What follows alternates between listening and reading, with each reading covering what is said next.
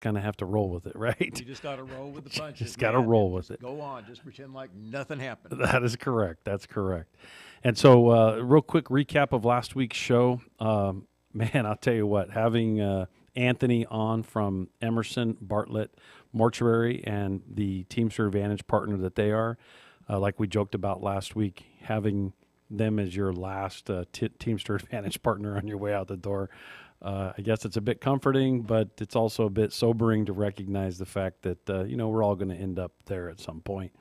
He was extremely funny, and I wish there was a way to clean up a lot of the jokes that he had before he got them on the air and Beep, after beep, he came beep, right. beep. Well, he didn't actually, we didn't actually beep him. His jokes before and after were really, really great. So we got our Teamster Advantage partner rolling in late here. We're going to send him a warning notice for being late, but that's okay. Ryan, right? Ryan, yes, sir. Yeah, Ryan. Okay, I got a buddy of mine that goes by Ryan. He doesn't go by Ryan. He goes by Ryan. And so I normally give everybody a Teamster Advantage partner a rundown at the beginning of the show before we get on. I'll catch you at the back half, right around 20 minutes or so. So just ride side saddle, nice and calm as I get through the news and all the other stuff I do on the front half of the show. So thanks for being here. And we just we'll give a shout out to Peak Performance for showing up as a Teamster Advantage partner. We'll hear from him live here in a few minutes. With that, last week's show, the other thing I covered on the back half of the show was retiree medical and what retiree medical and a retiree medical component means to workers, and how we were able to establish it and at San Bernardino County with the employees that we represent there, and got a lot of positive feedback from that show. Matter of fact, a lot of our members enjoying using the show as a way to educate others on how that process happened and what we did over a period of about 5 or 6 years to move in that direction. And so that was last week's show. Next part of the show, we'd like to do our regular shout outs. Before I do those shout outs specifically, I do want to give a shout out to Robert Gonzalez, who's our new communications coordinator at Teamsters Local 1932. Some people are clapping for him in here right now. And if you have any ideas or input or guests or just general things you want to send in, you can email him at radioshow@teamsters1932.org. So we have our own email address for us to be able to take that input, take that information in. Robert makes sure that he maintains that, and any ideas and information that comes in, he'll make sure we get it into the show. Shout outs, live shout outs for those of you that are listening live. We have stewards Lisa Gentry and Maria Crisellas at Fontana Tad. We also have Bernadette Beltran, project coordinator at Public Health, and Michael Reyes, a stat analyst, also at Public Health. And we also have Nanette Huerta, LVN at Public Health. We have some more. They're just coming in. I'm unable to get them right now, but shout out to all you guys and ladies listening in live. Next part of the show is our Teamster jobs and our Think a Teamster campaign. For those of you that don't know, you see our Teamster, Think a Teamster billboards and buses and everything out there that is recognizing how many different jobs Teamsters do within our local communities. It's kind of shocking and surprising sometimes. And this part of the show, I always got to give a shout out to Carlos Gonzalez for teeing up these 3 jobs every single week, because I always get lots of comments from people going, I didn't know that. I didn't know that Teamsters did this or Teamsters did that. And so the 3 Teamster jobs, again, thanks, Carlos. We appreciate you doing it. I think Carlos really has a lot of fun digging these up and trying to be creative and give us something to talk about. With that, Jello pudding. So it's made by Teamsters. And so the next time you get some Jello pudding and you make some Jello pudding, or you get your kids some Jello pudding, or you remember the fact that you had Jello pudding, I won't mention the person who used to be the big spokesperson for Jello, because he got himself in a lot of trouble. But remember that Teamsters actually make and produce Jell-O pudding. So next time you have Jell-O pudding, think of Teamster. Make sure that you recognize that Teamsters make sure it's safe, it's healthy, and that you're going to have a great dessert. And remind your kids too. When your kids I want some pudding. And is there any other brand of pudding? I guess there's Buddig. When you think about it, I guess there is some other brands, but Jell-O's kind of cornered the market, I would assume, on it, and it's good to see that Teamsters make sure that is produced. Next time, all you Dodger fans, or maybe not Dodger fans, are at Dodger Stadium, the parking lot attendants are Teamsters, and so they're Teamsters with local 911. Remember that. Make sure you think of Teamster next time you're driving in, instead of just driving right by them, and they're telling you which direction to go or pointing the direction for you to go in. Say, hey, thanks for being a Teamster. Appreciate the work that they do. They put themselves at risk every single night that there's a game. I don't know if anybody has been to a game lately, but people drive kind of crazy going in and out of the stadium. So think of Teamster next time you're at Dodger Stadium. And here's one that I haven't heard about in quite some time. It's the LA Food Bank. The LA Food Bank, they're Teamsters. They've been helping hungry families since the early 70s, and they've helped feed families. They obviously helped during the COVID pandemic, as well as other times of crisis and earthquakes and fires. These proud workers that do this great work are members of Teamsters Local 848. Like I said before, Teamsters do every job between airline pilots to zookeepers, and it is a true statement. It is not an exaggeration. We actually represent every job classification in America, and we're very proud of it. So next time you see somebody that you know is a Teamster, thank them. Think of Teamster, because we help make sure that the world goes round. All right, so the next part of the show is our news, our labor news. I happen to be particularly close to this last headline that's kind of ripped through all of labor, and many people may have seen it that maybe don't follow labor news, and that is the ALU, the Amazon Labor Union, has affiliated with Teamsters, and I happen to be one of the people that works on this. I'm the national director for the Teamsters when it comes to Amazon, and so for months we've been working on building this partnership, and understand that we had always worked with these workers all over the country, even if they were working or trying to identify as a different union or whatever they were doing in their particular facilities. But the reason why this is such large significance is that Amazon is trying to prey on the fact that ALU, which was a new startup union, was trying to prey on the fact that they didn't have a lot of resources. And congratulations to Chris Smalls and that entire executive board for figuring out that joining forces with us as a whole is going to be the best path forward to organize. And as many of you know, we have been working with Amazon workers all over the country for the last few years, and our approach is very, very strategic and very wide in its approach. We're not just doing one facility at a time. We're trying to make sure that the workers, the community, and the industry comes together to hold Amazon accountable. If you look at the Inland Empire as an example, there are 40 Amazon locations that have been built in the Inland Empire. And while everybody may say, oh, I think it's great that, I push this little button on my phone and guess what? I have some magically appear at my doorstep in a few days or in the next day. Think about at what cost that comes. And most people don't realize that those Amazon delivery drivers actually don't. Amazon tries not to claim them. Now, we argue that they do work for Amazon because Amazon has so much control over that subcontractor that they really work for Amazon. Amazon has a business model that creates them as subcontractors, not independent contractors, subcontractors. So there's a subcontractor that has 50, 70, 100 drivers that works for them. And they say, this is ABC subcontractor. This isn't Amazon, even though they have an Amazon uniform. And they have Amazon, computer in their hand, and they have an Amazon truck, and they come out of an Amazon facility. I don't know how you get away with saying they're not our employees when you have all that. And they say, oh, because of the subcontracting. Well, there's some rules in subcontracting. If you subcontract work out, but yet you have complete control over someone's operation, then you're not subcontracting. What you're doing is you're dumping your responsibility upon another small business. And Amazon It's obviously shown there's a lot of regulatory agencies that have started to drill down on them. There's a lot of people that recognize going to work for Amazon is not as warm and fuzzy as Amazon presents itself to be.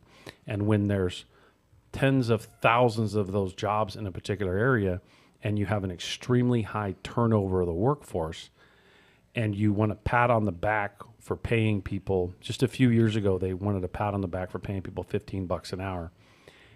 I made more than $15 an hour doing that exact same job in the 1980s. And they don't deserve a pat on the back. The reality is that Amazon is exploiting labor on a very, very large scale.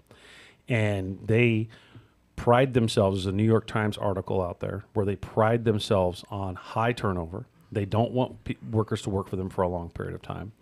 And they have this business model of using subcontractors that then again have high turnover. And then their subcontractors have high turnover. So the subcontractors themselves are high turnover on top of it. So you have high turnover, high turnover, high turnover. This is the Worker Power Hour with Randy Corrigan, KCAA 106.5 FM, 1050 AM. Anyway, point is that as big as Amazon is and as profitable as Amazon is, they think it's okay to pay these delivery drivers the absolute lowest amount of wages in the industry. And then their warehouse workers, on top of it, almost the lowest in the entire industry. And they think this is a successful business model. They come into a particular city or in a particular area, and one of the things that they do is they say, oh, we're going to bring 1,000 jobs or 3,000 jobs or 4,000 jobs. And everybody goes, oh, well, just roll out the red carpet for them.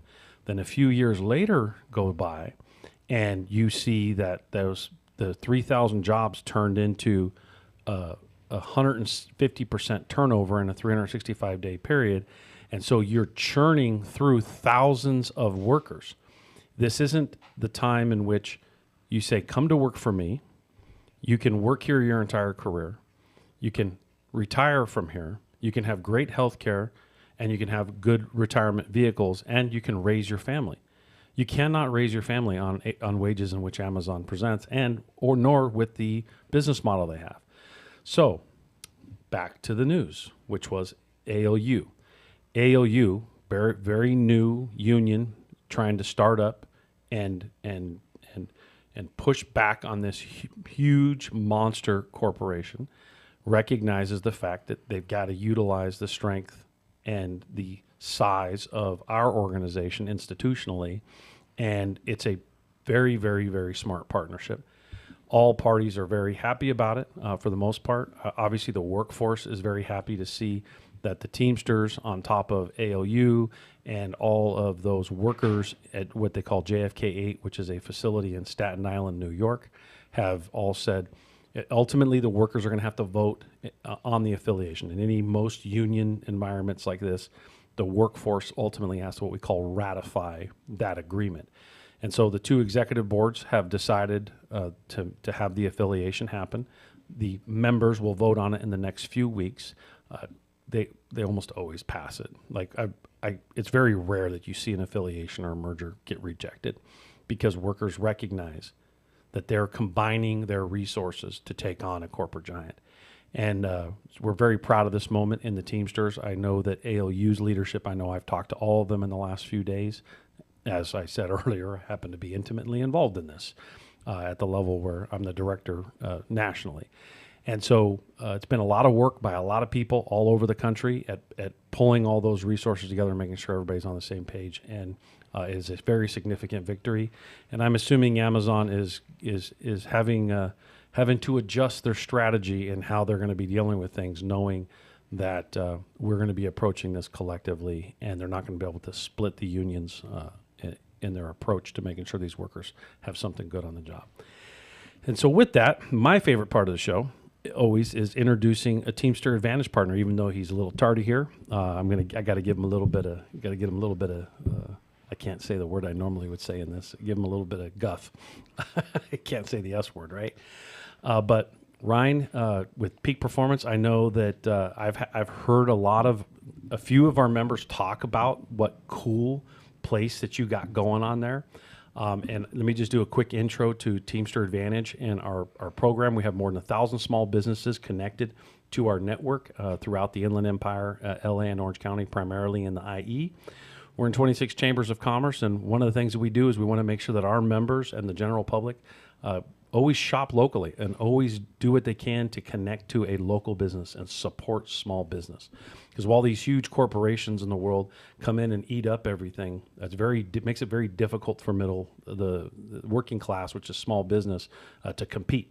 And it's important for us to make sure that we use our tax dollars locally and make sure we support small business and entrepreneurs that are doing the best they can. Because quite frankly, they're in the very same group as every other working person in America, which we represent. So the more than 1,000 small businesses, we advertise for them for free. They participate in our Teamster Advantage app. We recognize them on a regular basis. And with that, Ryan, tell us about your business. Yes, thank you all for having me. Apologies for the tardiness. I pride myself on being on time, generally speaking. Inland Peak Performance is a family-owned and operated sports performance facility located in San Bernardino, California. We opened up in May of last year, so we just hit our 1-year anniversary, which was a critical threshold for myself and my team. I've got 2 partners. I've got John Anthony and Brian Pope. We're just dads here from the Inland Empire who love sports.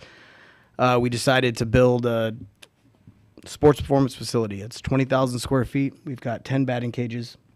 Got a full gym, 5,000 square feet of practice turf.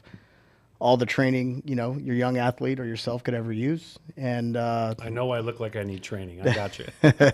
No, we all do. We can all use a little extra. But so what are the other things you got batting cages, what else?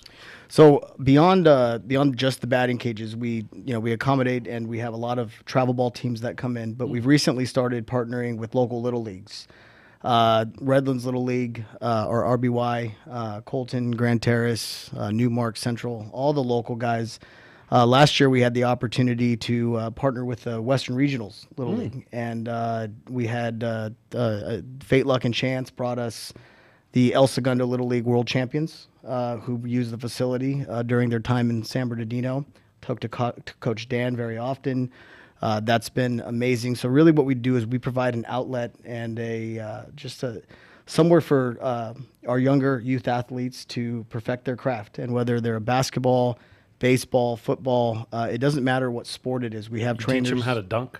I don't personally teach them how to dunk, but we've got guys that can definitely that can ball, huh? Yeah, right. that can help out. So yes.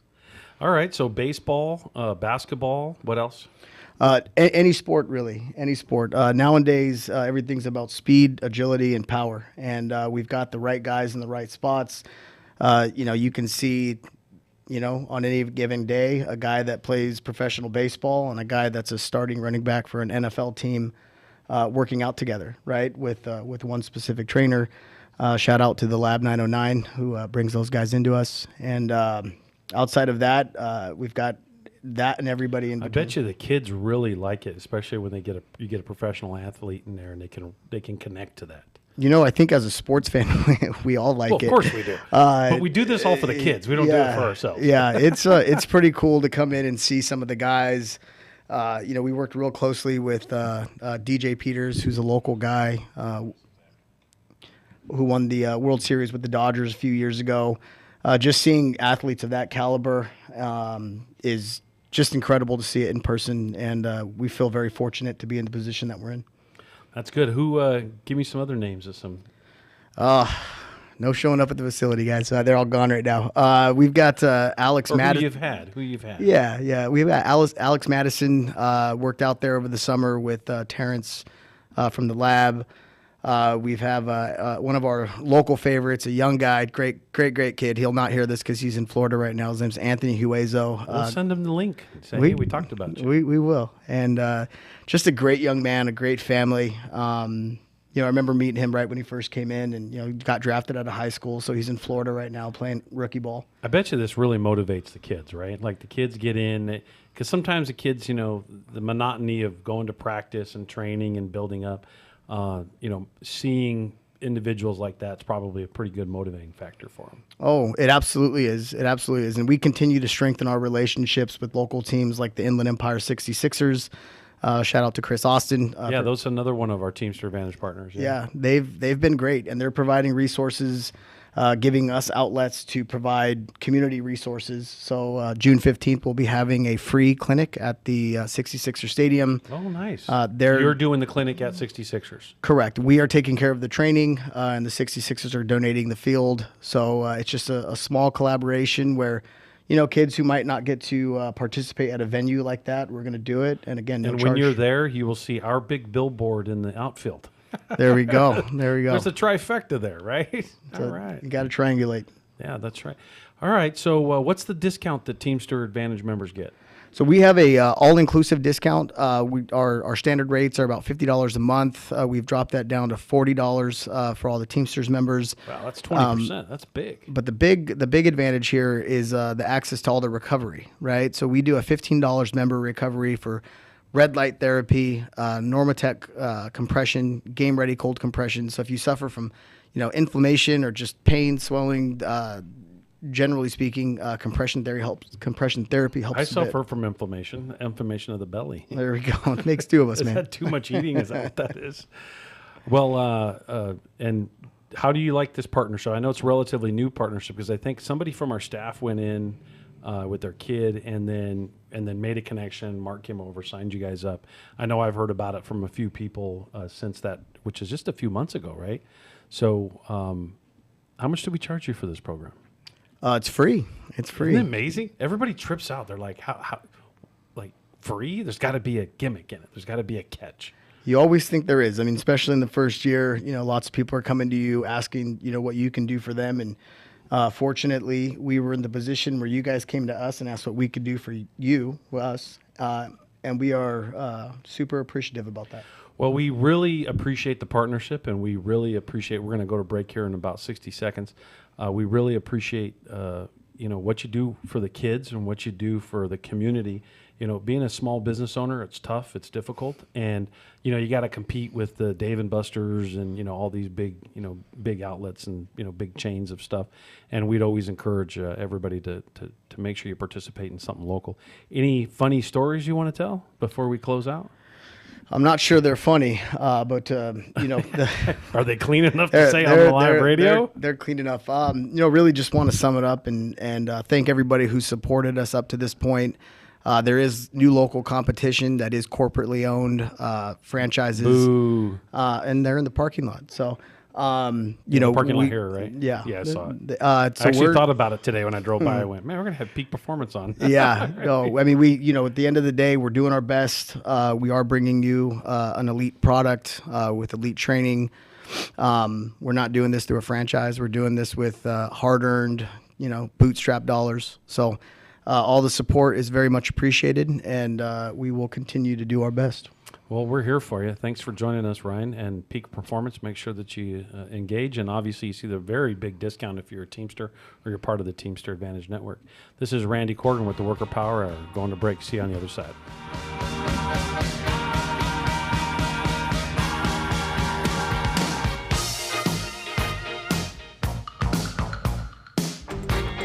One of the best ways to build a healthier local economy is by shopping locally.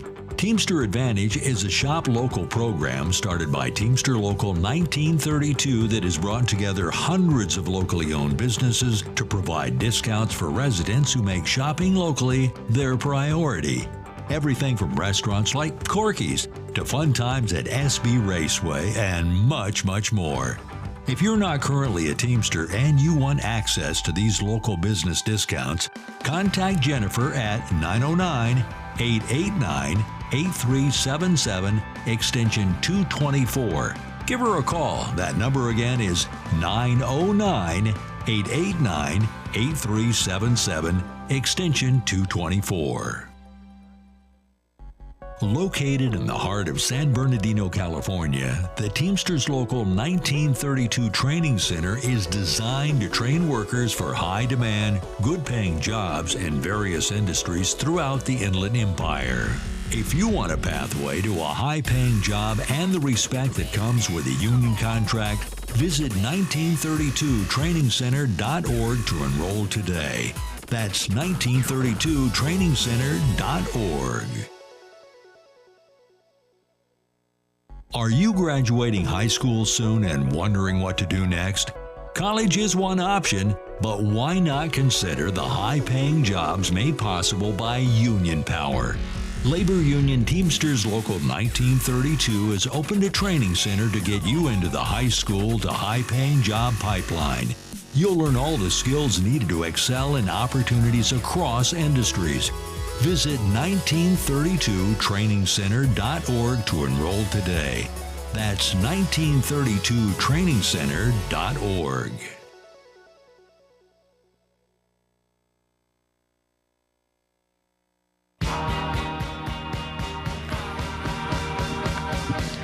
Here we're back. Worker Power Hour with Randy Corrigan. Live radio. So what we're going to have to do is you have to get a little closer. Yep, just pull a little closer. That's what I love about being a rookie here is you get to hear the bumps and the bruises of hitting the mics and all that good stuff. I'm not great at this yet, but I'm working at it. I'm going to claim my rookie status for probably like 3 or 4 years. You're doing great. So I'm joined today by Mayor Guillermo Silva and also Councilwoman Leslie Altamirano. Altamirano. Okay, I'm not going to try to do that again. This white guy over here trying to pronounce something I'm not great at. At least you're trying. I definitely take a shot at it. I know her well, and I still mess it up. Okay, well, On see. purpose. Okay, so it's not just me. No. Okay, and so you two are obviously on the council for Jurupa Valley. Yes. Which is, I think it's the newest city in the IE, right? It's the newest city. It held the title for the It newest held city. the Now there's title a newer for a one. long time, the newest city in California. There recently is a new city within the last the last 2 Within months. the last year, I think, Is it? 6 months, yeah, something Well, like we're that. not going to count them. Yeah. We are the newest city in the Inland Empire. There we go. We're There the you go. newest city in the Inland Empire. Right, and we're about to be 12 years old on July 1st. Well, good. You know, it's crazy that time has flown by that fast. Right. So, we appreciate you coming on the show, and we really appreciate the relationship that we have here. And, I'm going to ask you a whole bunch of questions, but why don't you just do us a favor and introduce yourself first. We'll start ladies first. Well, my name's Leslie Altamirano. I'm a District 4 representative for the city of Jurupa Valley, the only councilwoman on the dais right now, unfortunately. And this is my colleague. Hello, I'm the Guillermo Silva. They call me Willie. I'm the mayor of Jurupa Valley, and I'm from District 2. District 2? Okay. Yeah. So, what got you into politics? I think for me, I've always been someone to be getting involved and wanting to make changes since I was really little. But into my city politics, it was just being a Karen, just going on Facebook and like complaining about stuff. And then someone said, well, open elections, why don't you take a shot? No, I like to be on this side of the table Right. where I'm knocking and asking you to fix it. Right. We're like, well, I'm like, I don't feel like I don't have the degrees, maybe I don't have the experience. They're like, well, city council should be residents. It should be people that live here, that are from here, that want to improve the area. It's nobody that goes and gets a title to be a council member, right? So I'm like, you know what? Let me look into it. I'm going to do my homework. And then I just put my name on the ballot. And during 2020 COVID, we didn't have to do many public speaking. We just dropped the ballot, our paperwork outside, knocked, and took off. We didn't have to do anything. So we got on the ballot, and I won, and it was his election too. But let you share your story. Yeah, Really, so- tell us. Yeah. I work in the community. My dad has a tire shop there for many years, and it's kind of like the barber shop there. People come, tell you all their drama, their issues, and so you all day long just listening to complaints. And I'm like, well, there's nothing I can do about it because I'm just a regular worker there, right? And then one day I get asked I should be part of the planning commission. Why don't I give it a shot? So I said, oh, what's going to hurt? In Spanish, there's a saying, se prende o se seca, which means you're going to plant something. It's either, you're going to water, it's either going to grow or die. So I said, well, let's go put my name in the hat. Let's make it grow. So I went in there and I got the position. And then after that, people said I should run for council. And again, I'm like, well, I mean, all right, if you guys feel I need to, it doesn't hurt to put your name in the hat. And then I won that one. So I was like, well, here I am. So that's how I got into it. And just knowing that a lot of community members just always reaching out to me, telling me stuff. And now I'm able to make a difference when it comes to that. So I constantly hear issues and I try to address them. And there's some that you can't fix, but I mean, at least you can point them in the right direction and say, hey, figure it out now. I give you a big push. I think that was most of it, right? Trying to make sure that we are the people that people can reach out to and find someone to be able to get you the answers, because I've always been the person that I'll find an answer. I'll find a way. I'll get you the answer. Even if I don't have it, come with me. I'll show you the way. So even just having someone in the community that you can ask or come and that's going to respond to what's happening in the area, even if it's not the answer you want to hear, but at least you know why it's happening. Yeah, an answer is sometimes better than, getting an answer even if it's not what you want to hear. Right, is better right. than hey, Rick, do you mind if you turn those mics down just a tad? I got to get those turned down a little bit. It's Hello. yeah, there you go. All right, just a little bit. Thanks. So I got a couple questions for you. Like, how do you view your role as helping to enhance workers' lives? Yeah. So our role in enhancing Should always workers' be life? ladies first. Well, that's really. what I thought. I was like, you, and she's With our like, mayor. But she can always defer. likes to throw it over, She has right? the right to defer. so repeat the And question, then- because and I'm then one of I'll those take it that back. I lose track. What was the question again? How are we making lives better for the workers? Okay, so workers, yeah. we've been listening to our community, and we, every city has the concept of they want to do live, work, play. So we're pushing live, work, play, and we're actually, I guess, practicing what we preach, because we're getting the development down. So there's homes coming in. With those homes come, the rooftops, come amenities that people need. So now you have shopping, you have all those things. So now people want to play. They have shopping centers, things to do. And then the work. So the work part now, we've been pushing for manufacturing to bring, quality paying jobs to our cities. So I think through there is where the workforce is now. We're pushing for them to have that. And then pushing for whatever development possible to try to get well-educated, like union-type workers to do the job. Now, you can't control all of them, but if you can push for it and say, hey, that's an incentive, get it over here, well, why not? There's another one that we're working on is getting an Inland Empire Trade Tech in our city to be able to train the workforce, and that it's a partnership with RCC. It's kind of like the LA Trade Tech. I know that's the only one in California, so we would have the second one, and it's in the works right now, and that is a partnership with our unions. So being able to have a whole skilled labor workforce, kids from our city that don't want to necessarily go to a four-year college can go and take these classes, paid for that, same as community college. You're not taking out these loans, and then get you ready out into the workforce with union jobs, right? But at the same time, where are they going to work? That's right. One of the things we're doing with our training center at the local is walking down this road, because in the Inland Empire, 82% of kids that go to high school, graduate from high school, don't go to college. Right. And so they need to find a good paying job. And what the Inland Empire has done in the last 30 years is actually, as kids graduate from high school, they've landed in a lot of these logistics jobs or operations that they then get hurt in because they bounced around temporary workforce or contingent workforce of some sort, and their career in that space has ended. And in their early 20s, sometimes they're not even 20 yet. And so, unfortunately, a lot of the youth doesn't recognize right out the gate that there are good jobs, and they need to seek those. Right. And what the IE Trade Tech will do is help connect workers directly to those jobs. That is clearly, we're in partnership with them with our Teamster 1932 Training Center. But it's good to hear council members and mayors have this conversation and build that relationship early on, because you said something earlier: quality, good paying jobs. Right. And usually there has to be an equal sign next to it, which is a union job. And so I'm assuming you guys are supportive of community benefit agreements? We have actually been behind very large projects that have been approved in our city that have made sure that we have community benefits agreements, and some of them including labor jobs. So the construction of those big projects that are coming in, that are pending, even proposed, include hiring union workers to build these structures, these projects. So these developers that are coming into our city already know the blueprint that we're asking for. They already know what would help get their project approved. So this is what they always come and present. So right now we already have one large project that was approved that is going to be built out with union workforce, and another one that is being proposed is actually coming on Wednesday to our planning commission in front of them, and they're going to be able to tell them everything that they were offering to the city with the community benefits that include that. But that is something that we have been a trailblazer, I want to say, for the Inland Empire, for a lot of it, especially if you look at the Agua Mansa developmental agreement. There is a lot of stuff that we have been asking from development to basically promote our city, to basically help our city.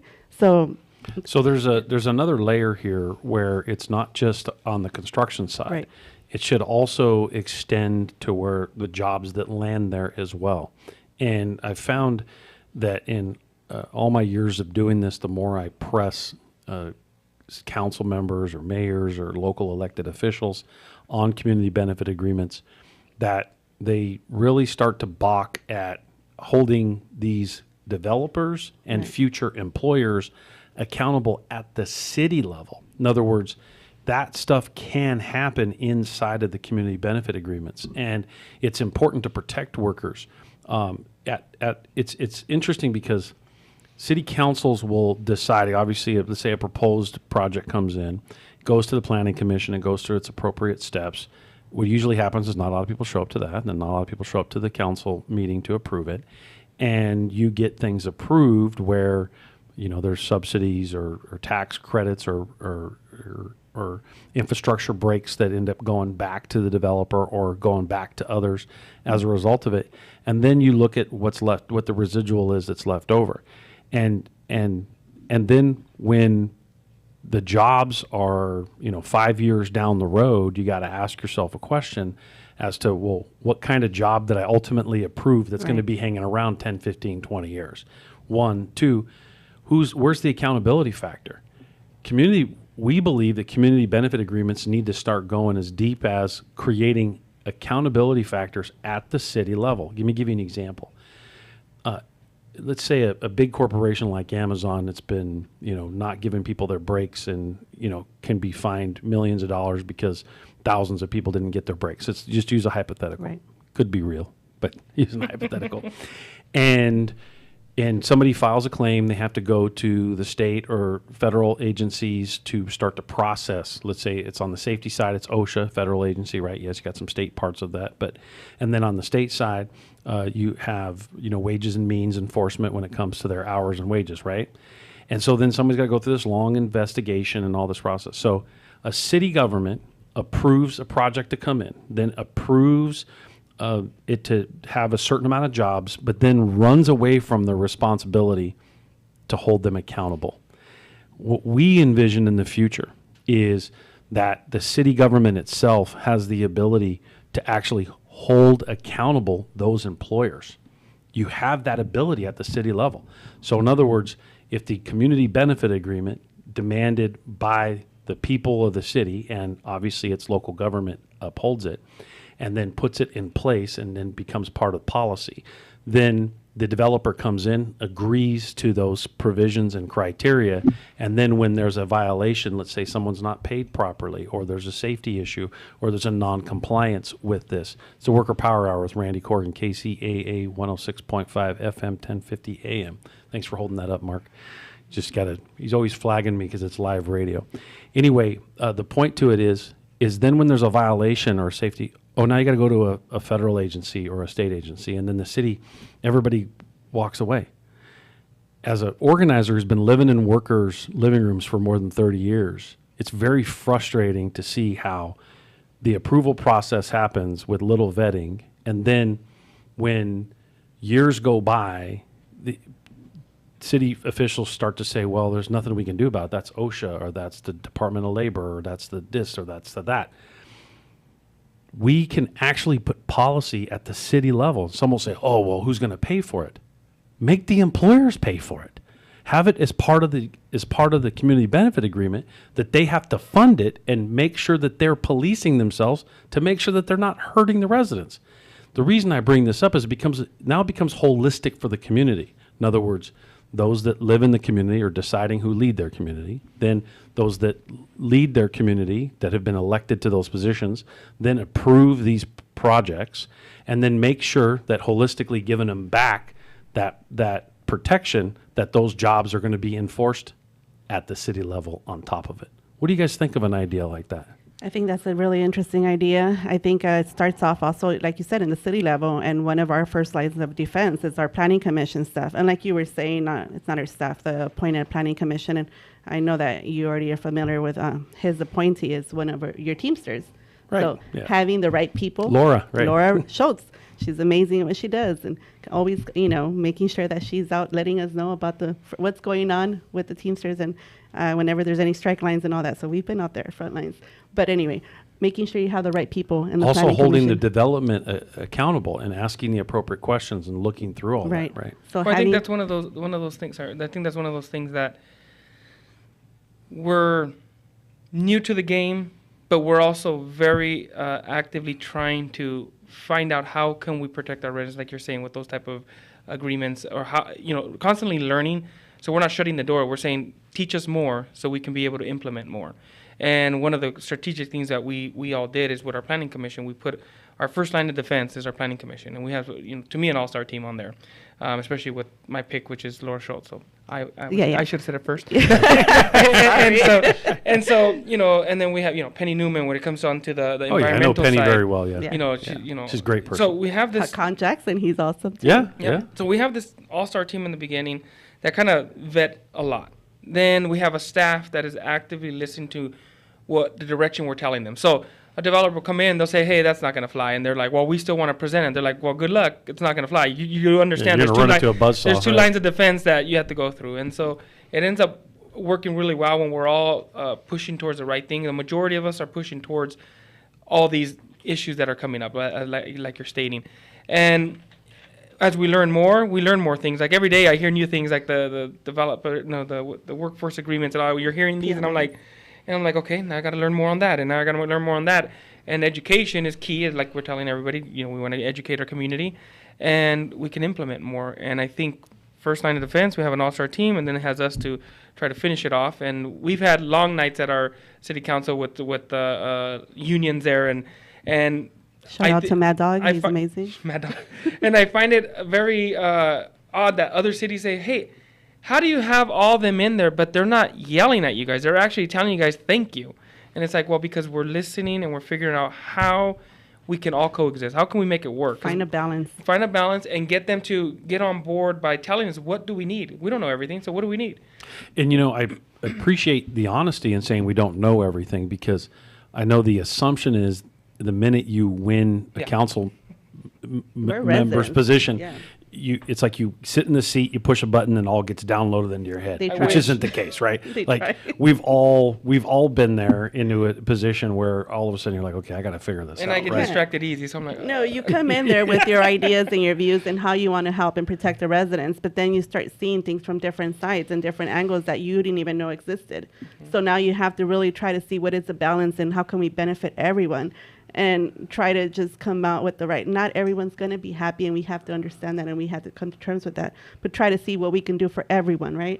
Along one of the longstanding elected officials in the area, I had a conversation with him a few years back, and in my conversation I took a funny jab at him, and he said, Randy, in his response to that funny jab, he said, Randy, the longer you do this job, the more you realize there's more to do and more to help others. Right. And that you come in with a lot of these ideas, Yeah. and then you run into one of the things I think me and Don Rao were talking about, or was it Denise Davis? I forget which one.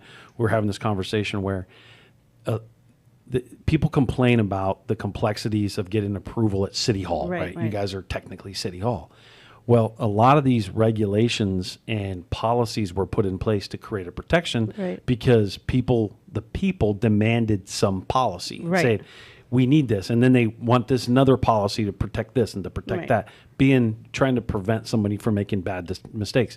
So then what happens is all those policies start to get layered on top of each other, and that's why they call it a bureaucracy. Right. Is then you win a council seat, and you got to sort all those things out. You got to Find a you happy want to do medium. things, Yeah. and you want to make sure that it's done right, but you also got to make sure that you're not breaking a rule because you have the best of intentions, but there's some policy here that prevents a part of it from being done. That is probably the most difficult part of kind of what we all do in Right. elected positions. It's kind of like being a parent to 10 kids, and you're taking them out to the store and you have $10 and 10, you're trying, 20,000, how's that? Yeah. We have $7 and we're trying to make sure everybody's happy and leaves happy and gets what they needed, right? Not what they all wanted. Top ramen for everybody. Yeah, everybody gets the same. Well, and who's contributing more than the others, and trying to see how we can try to help them out. And some came with, vouchers, and the other ones didn't. So we just got to try to find a happy medium and try to help the ones that need the help. But these are issues with every single thing that comes in. You know, when we have the food vendors, when we have the logistics, the distribution centers, the manufacturing, so we were a county for a long time. We Yep. became a city. So there was a lot of different rezoning that we had to do, from changing from industrial to manufacturing to light industrial, which is manufacturing jobs. Well, our goal has been to try to bring in jobs that will not be automated. So Easily automated, which, Correct. you know, usually that happens a lot with the logistics distribution, and that's happening really fast with them. So our goal has been to try to find jobs that we can keep people there, right? So a lot of the rezoning, there's been a lot of work behind the scenes to try to make sure first we're bringing those manufacturing instead of the distribution centers.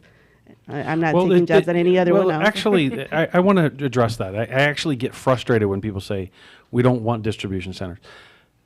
It should be okay to have them. We the, do the have 'em. problem is this: is those that are operating them aren't paying good enough, and they have terrible working conditions. Right. Again, the community benefit agreements need to be put in place that create parameters. The big bad word, regulation, Right. to prevent those workers from being exploited. I'm sorry, but 35 years ago, when I was first, bumbling around the logistics industry as a lumper, and just doing the work of throwing boxes around, paid me more than they were paying in this industry just a few years ago. Right. Because it was a good working class, middle class job. And unfortunately, the industry pushed those wages down over 30 years, created the contingent workforce, temporary agencies, and they ended up pushing those wages and working conditions into the ground, and now it's deemed as a bad industry. And you see- When we've represented this industry for over 100 years, and we have lots of people that work in this industry, make a great living, make good. Look, UPS workers is an example. Yeah. You work at Stater Brothers Warehouse, a number of these operations FedEx. out there that have been FedEx, not as much because they're not union represented, but the point is there these can be good jobs. There was a day when they were all good jobs. Right. And corporate America couldn't help itself. Mm-hmm. And I think that the gatekeeper could have been the cities. And now, whether it's distribution or warehousing or whatever it be, because there still are a lot of good paying jobs in this industry I'm sure that there are is. unionized. I'm sure there is. And the issue is that we, as a new city, all of the ones that have been built out, we can't do that anymore. So the ones that are coming in, we want to make sure that we keep people there. And again, because of the automation that's coming really fast, those distribution jobs are going to be replaced. So our next bet now to that we're focusing on is manufacturing, because we want to keep people there. We want to keep a workforce. And going back to the Inland Empire Trade Tech. Yeah, to you be want able people to be train able them to live, work, live, play. work, and play there, right? And All in You the gotta same add community. educate in there, live, And- work, educate, play. Yeah, Because that's right. Trade Tech. So I know I got 4 minutes left, and I just want to. You guys just approved the Harupa Valley Shopping Center or something like that, right? There was a recent one. Shops at the Harupa shops Valley. at Harupa. Yeah. Uh-huh. Shops at Harupa. That one's Okay. major. So I got a question for you. Was there a tax incentive for the developer? In other words, is there a sales tax kickback? Not a sales tax incentive, no. Is there any? No, there's actually a target going to coming in. That's going to be. Are they going coming to get it? in. No. Nobody's getting any sales Not tax No, kick. sales tax kickback. No, I think it was talked about, but I think the only issue we had with that one was we shared a section of Off-site improvements. off-site improvements to be able to. They should pay for make a- all of that. Look, Yeah, I don't mean to it- argue no, with no, you guys. yeah, yeah. I just the reason I bring it up is I can go around this Inland Empire and I can go to shopping center after shopping center after shopping center that millions of dollars are being redirected out of the local economy, given to these huge corporations and these developers that the so-called discretionary tax revenue gets kicked back to a developer or a huge corporation for them agreeing to build there.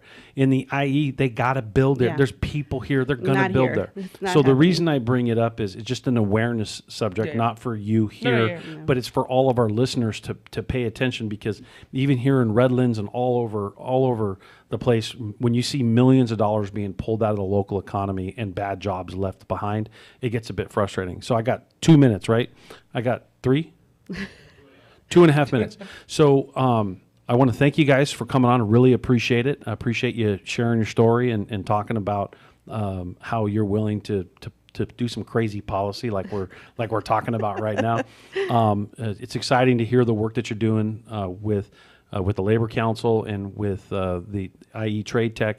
Obviously, we're connected to a lot of that stuff right. as well. And, it's good to see that you're very pro-union. You're not anti-union at all. And it's important that workers know that being union is a pathway for stability for them in the future. So any last very brief words, because I probably only have about 90 seconds. No, I don't even know anymore. You kind of covered everything. We went over manufacturing. Yes, I know logistics is not a bad word, but we prefer manufacturing. Yeah, understood. jobs. Yeah, manufacturing. Most of the cities that are coming, anything that comes to Hoopa Valley right now, we are actually having an influx of development coming in because of the housing. We're trying to build affordable housing. Leslie, you like to talk. Huh? I love to talk. I could be here all gotcha. day. So I could, we could do this. Remember, brief, Willie. Just thank you very much for inviting me, and look forward to working with you guys more and getting more educated on all the subjects that we need to get involved in. Great. Thank you. Mayor. Well, thank you guys for coming on. Really appreciate it. And this is where I wind down the hour. We're building worker power in the Inland Empire. And what does that mean? You can see it everywhere. You can see workers all over the country coming together, and you see our billboards and our buses, worker power, thinking of Teamster. What can you do to build worker power? Talk with the family. Talk with your friend. Talk with your neighbor. Longtime organizer, first-time radio host, Randy Corrigan. Worker Power Hour, signing off.